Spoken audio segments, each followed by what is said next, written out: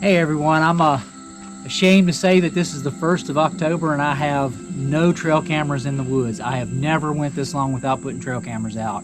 I usually get it done the end of August, beginning of September at the latest. I've been so obsessed with saltwater fishing that I'm not taking the time to get it done. So I'm at the beginning of October and I have no earthly idea what's out on the properties. I don't know how Titan's doing. I don't know really anything that's going on because I just haven't taken the time to put them out. So I'm gonna fix that situation today and tomorrow. I'm gonna set up 4 properties, 2 today, 2 tomorrow. They're gonna be the only 4 properties that I hunt this year. I'm not gonna fool with any other properties. I'm not gonna fool with any of my public land spots. It's just gonna be these 4 properties. So I have 20 trail cameras that I've got prepped. I've got batteries in them. I've got them all programmed up. I've got the date time stamp good. I got all the SD cards formatted. I have them all ready to go. And so, being prepped, I'm gonna spend today and tomorrow going out and actually getting these things put out into the field. I want to show you a little bit of what I've got. I invested last year in 20 of these cameras. I really like them a lot. They high definition. They got good audio. They got a fast trigger speed. I got cable locks for them. You can buy these cable locks in bulk from Amazon. They're a combination lock. They're real lightweight, and they're small enough that you can get them with any hole, any trail camera that you want to use. So I have locking mechanisms on every one of them. The way I fasten them to the tree, of course, is with a strap. I usually get the adjustment made with a door stopper. I buy these door stoppers from Walmart. I'll buy a few here, a few there, let them build up. I probably got 40 or 50 of these things now. But I'll slide them in the back. You can even slide them between the strap and the device. But to get that lean down angle, I try to lift the cameras up above the line of sight of the deer and the bears and such. But if you do that, you got to get a little bit of a lean down going. So this is perfect. It's a perfect angle for that based on my height and just trying to get that lean down where I need it to be. For situations where I need to get really specific angles or I got to put them up really high, I've got something else that I'll show you. But they're not very expensive. You can just buy them here and there when you go grocery shopping and kind of build them up. I made an investment. I bought 20 key-to-like snake cables. They're all key-to-like. One key opens them all. I already had a key-to-like set of 8. So between 2 keys, I can run 28 snake cables. So that's pretty good. I just didn't want to fool with a big old wad of keys. Now I do have a bunch of other ones that are individually keyed. I'm just going to use them on tree stands. But for the trail cameras, I'm going to use those 28 that I got, and the 20 key-to-like on this particular set are all together. I've got some other ones back here, but so I already had them kind of individually staged because I know which areas I'm going to run. I've got a backpack, so I'll just shuttle the ones that I'm going to run because when they're all put together in this pack, it is heavy. I can't. Hey, it's everything I can do to move the daggone thing. It's really, really heavy. So I got bungees. They're either gray or black. They all got the black ends on them, nothing gold or silver on the tips, so they're kind of low profile. So I use the bungees to help hold the cameras in situations where I have to, or that door stop might have them kicked out just a little bit. But what I wanted to show you is these. This is a very cost-effective way of setting up deals where you can get any angle from an elevated position on your trail cameras. Again, you can buy these things right here from Amazon, these ends right here, in bulk, very cheap, very cheap. I mean, they're just plastic with a couple nuts in them, but they have a ball in it to where you can unloosen it, and then you can move this ball around however you need to move it to get it to the angle that you want, and then you can cinch it back down. I buy these from Walmart. They're actually made for trail cameras, but you screw that into a tree, screw that into that, and then you've got this ball situation where you can move it however you want. The whole thing right there, probably $2.60 maybe. I'm not sure. $2.50. It's not that expensive per one. It's pretty cheap. I do have one in one of these bags here that has the Spy Point version. Actually, it's right here. Super nice, these things. I only have one. I bought it just to check it out. $20 for that thing. So I figured I need to come up. This will do what that does. So I figured, I'll come up with something else. But these are nice if you want to invest in them, but they're like 20 bucks a pop. But anyway, So I'm getting ready to get these cameras out. I'm gonna take you guys along. I'm gonna show you where I place them. I've got trees where I place them in the same spot. What I'm gonna do this year is I have these tags. They're in my pack right now. You'll see them later in the video. But I have tags that I bought. They're copper. They're stamped, and it basically says, you know, that this is private property, no trespassing, and that these devices are password protected. They're not going to do anyone any good to steal them. Running on protected ground is not something I worry about a whole lot, but especially if you get out on public ground, you know, you can have some theft. And I just want to let someone know, hey, before you go through the trouble of stealing this thing, it's not going to do you any good if you do. I also bought 8 AirTags, Apple AirTags, and I've got 6 installed in cameras. I've marked the cameras, I've etched the cameras so I know which ones have them. But I like that because you know, if camera's stolen, like if I think it's going to be in a spot where it might even be come across, you know, quite a bit on private property, or especially at certain junction points on public property, I could put one of the etched cameras there. I know it's got the AirTag in it. I bought 8. I still got 2 AirTags, but I think I'm gonna put those in my primary vehicle and in my wife's primary vehicle. But anyway, so just things you can think about for anti-theft as well. It's pretty cheap. I'm just going to screw them into the trees. I almost go to the same trees every year, year after year after year on these properties, pretty much the same spots. So I'm just going to stick them in the same spots. And again, on private land, I don't have to, especially this property. This is my favorite farm, and I've never had anybody mess with anything here. In fact, I will be putting this camera right alongside the access road that comes in and out of the farm. I mean, I trust anyone and everyone that comes in and out of here. Very good people. But anyway, it's just something to think about in reference to anti-theft in certain areas that you might be running cameras. So come along with me, and I'll show you my favorite spots and where I put stuff and where I've gotten so much good videos over the years, and hopefully I can get a little bit of scouting done, but you know, over the next month between now and hunting season kicking off in November. All right, everyone. So I got the first one set. Normally I use tree stand screw-in steps. I'll put 2 or 3 at the base here just to kind of run blocker for bears that are wanting to sniff up on it. I usually leave those on my properties, and I removed them all. I would remove them from here anyway because this property's been in flux in reference to ownership. I wasn't sure I was going to be able to be back in here. I'm very blessed to have another season in here, it looks like. But I took all the steps down, and I rust-oleed them, put some Rust-Oleum on them, and spray painted them to look like trees, and they're really blended in. They really blend in now. I've had them baking in the sun all summer to get any kind of paint smell off of them. But so I don't have any of those in here. I have to bring them in the next trip. But this is pretty much the setup. I've always liked it here because this is one of the roads that run laterally across this property, and it didn't have that pine tree right there. That pine tree had not fell when I left here, so I don't know what that's going to do to the movement. I'm sure some animals will pick their way through it. But even with that, this bank, there's multiple trails that come across this bank between the creek and the field. It's like a pinch point right here between the creek and the field. So deer come through right here, and there's a nice opening with that lateral road still running up into the fields. There's still a good opening right here, and I've gotten Titan on video here and a lot of other deer, and I found my biggest shed right down here. So so I'm definitely back at this spot. I put my tag up here basically saying it's private property and that the device is password protected. So it's time to move on to the next spot. Alright, I'm at the next spot. This is a spot I've run a camera from here the last couple years, the time that I've been here. I've had a lot of success at this location. This right here is a power line. It's one of 3 that comes to the property here, and it's real close to one in behind here. This is just a little lot of woods that separates where the 2 power lines come off the hill. This trail runs horizontal to the creek and the field. The landowner only has property on this side of the field. Doesn't have any property on the other side of the field. It goes into a subdivision. So as far as moving horizontally across the property, this is the main trail in which they do it. I've gotten just tons of deer in here, including Titan, you know, using this trail. So I have a camera right here. First year I used this tree. The second year I used a tree that's back off over here.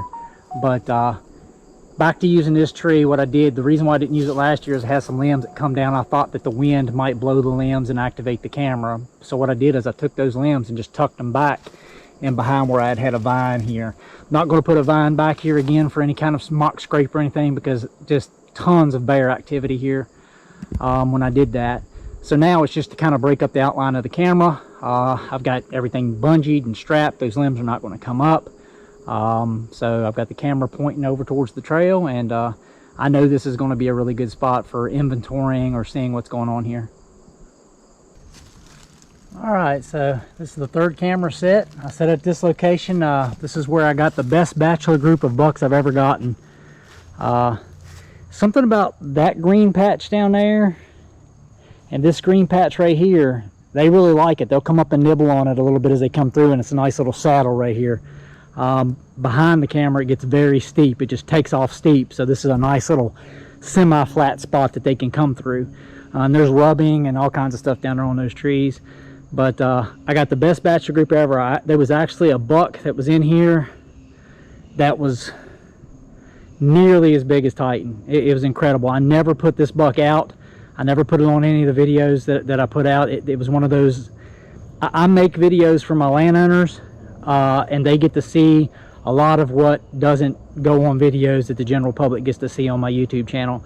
And so the landowner got to see it. But I didn't put it out to everybody. There's certain things you want exclusive footage to your landowners. You want them to be able to see the good, the bad, the ugly, the incredible. This is the same location where I had an incredible encounter with a bear that I did put on video last year. That happened right here. So this is a really good spot. I really like this spot, and you know, I've gotten Titan in here quite a bit, so I'm gonna run a camera in here again this year and see what I can get. I'm gonna go ahead and put that. Put my metal security tab up, and then I'll be out of here. Alright, I know it's hard to tell now, but there's probably one of the most well-used trails, especially during the rut, that comes right off right here and then hooks. It's actually almost a three-way thing, but it's mostly down and over. I got all kinds of cool videos late season last year in here. Really good stuff of Titan, but so I've put a camera really elevated here. It's a well-used trail. I don't want to spook anything coming and going. So I've got that camera way up there. So it's definitely out of the eye line. And it should let me know anything that's crossing from one of the busiest areas where I saw the most deer is where I'm going next. And this is the trail that they take a lot, going from that point over to where my stand locations are. Alright, so this is the place where I saw more deer the last 2 years than any other place. This point usually drops a lot of acorns, although I don't hear a lot going on right now. There are some beech nuts that's fallen here, but usually it's loaded with acorns. It's a point that juts out into the main field, and it is a really good spot. I probably should hang a stand here. This would be a great bow hunting location. The buck that I killed last year in muzzleloader season was just right over there coming off this point. But really good footage of Titan post-season last year right here on this point. But anyway, I've got a camera set up here now. I don't usually put cameras on such thin trees. I've been running this particular setup over there on the big tree right there where my bag and everything's laying on the ground. I've been running right on that big tree over there, but I decided to put it here because I just really love the camera angle. These were two ginormous rubs right here. I'm pretty sure Titan did them, or else that buck that was in that bachelor group briefly, that I believe generally runs the farm on the other side of the ridge, but definitely big deer did those rubs. They both came up at the same time, but it's a really good mock scrape location. So I think I'm going to do, I've got two Hodag hemp ropes coming. So I think that's what I'm going to probably do with those, and just use synthetic stuff on it. But anyway, I like using the Hodag ropes because I found out that buying the hemp juke ropes, those things smell as chemically as they can be. Whereas the Hodag people, they have hemp ropes that are produced that doesn't have those that chemical and all that preservative and different stuff that's inside of it. And it holds up better than cotton. So I'm going to stay away from all that juke hemp rope that I had gotten. I didn't have a lot of good results with it last year, so I'm actually going to try some of that pure hemp stuff that they have. I've got a couple of them coming now in the mail. But anyway, so there's the set, and I'm going to go up here and set another camera because, like I said, there's a lot of activity that just rounds this point. Just big time activity that comes through here.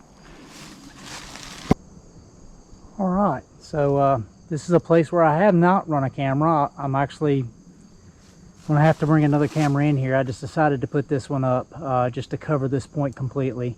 It's a little bit further up the point, but it's a big open area right here, and it'll give me a really good opportunity to see what's, you know, the totality of what's coming across this point. Because the next camera I set will actually be where this ridge point meets the field.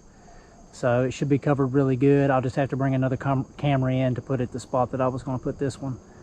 But real good location here in reference to just how open it is, and I can just watch natural behavior. There's no attractants or anything out there. I imagine I'll probably get a lot of deer bedding down in here because I jumped deer on this point almost every time I came in here last year. I don't know how well that's showing up, but that is maybe the biggest deer bed I've ever found. That thing is absolutely enormous. And as I was standing here getting ready to videotape it, it looks like there's another, it is, another big deer bed right here. Kind of oval shape right there. But I'm almost out here to where I absolutely love running a camera out here. I'd have to say it is my favorite place on this property to have a camera. It's where I got video of Titan on Thanksgiving during the daylight, almost mid-morning. So probably my best footage of, definitely my best footage of him during hunting season. I was actually hunting that morning. I was just on a different property. It was right here. I sometimes run a camera over on there. I run a camera on this. Last year I run two. I ran one out for kind of these lick branches, but I also ran a wild game that has super good clarity to it. It's one of the first generation wild games. They really nailed it on clarity, and then every version they came out with after that was crap. But for a video camera that didn't have any audio, that wild game camera really did good. I only had 4 of them. One went out of service. I still have 3 that work. But I'm thinking about maybe bringing one of them in here just because I got bears going on this. I got foxes. I got raccoons, possums, just all kinds of stuff that just love to run out this limb. But anyway, I'm going to end up doing either a vertical branch or a rope here for sure, and make a mock scrape whenever I come back in here. But let me get this camera set up. And you can see where I ran. There's still the remnants of where I ran. That was kind of the bottom of where I ran a mock scrape last year. All right, I got her set up. I'm getting ready to get it, turn it on and get out of here. Shadows are getting long. I don't think I'm gonna get to that other property. I think I probably could get a couple cameras set before dark, but I think I'm just gonna go on home, have some dinner, and spend a little time with the wife. Love this camera. Not proud of the fact that it's made in China. But the last 2 I bought was at a price point of $39.99, and this camera's feature driven. In my opinion, this is my opinion, it has the picture quality of a Browning. It has the audio comparable to a Moultrie, and has a trigger speed that I believe is every bit as fast as a Cuddeback. It's got the side motion detectors, which I always run on, so it gives 120 degrees worth of motion detection, and it's lightning fast. So I just, with those features and the fact that it's password protected, I like the way the programming's set up on it. At that price point, I just can't pass it up. Last year I was buying them anywhere between $49.99 and $59.99. I saw where they were on Amazon at a price point of $69.99 during the peak of the season when they were selling, but I didn't buy none at that point. You know, I just can't refuse that. I don't know how much longevity they have being made in China. That's yet to be determined, but I'm gonna give them a try. So I'm gonna bring another camera in here, a Wild Game Innovations camera. I'm gonna bring just to put on the limb whenever I bring another one of these in for down at the other field point. For now, I'm gonna be done on this property. I'm gonna go ahead and head out. I'll try to get to the second property first thing in the morning, and get it knocked out, and then drive back home. I have to go see Dad tomorrow anyway, and then try to get a property back home set up. All right, so this is where I was going to put that other camera. I ran one here last year. If you go back into my trail cam videos, you'll see where I ran a camera here. You'll see this angle coming out on this sweeping limb that comes all the way out. I had a vine vertically hung right here. Titan would be about 800-900 yards that way, but he has just never worked this corner of this. I don't think I ever got him on video up here, but I got him in this field a lot, just further down. But I did get the buck that I harvested during muzzleloader season on cam here, and I got a lot of other stuff, so it's a good place to run.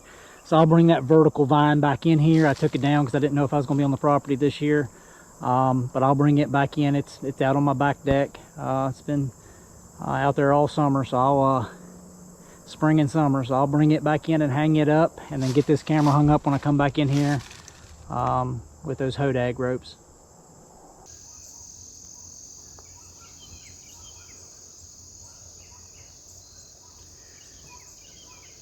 So it is bow season. I'm walking out of the property from setting 7 trail cameras, and this guy's just not a bit afraid of me. We stood here face to face for a while. He's still right there looking at me through the brush. He's just right there. Crazy. Not a shooter for me anyway, but a lot of people would sling an arrow at him.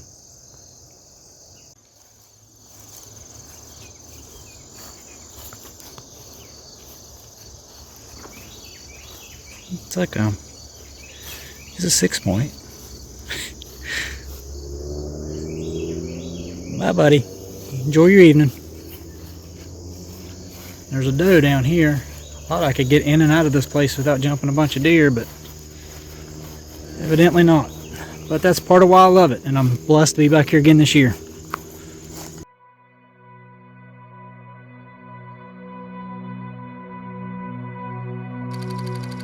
For more awesome content, like and subscribe now.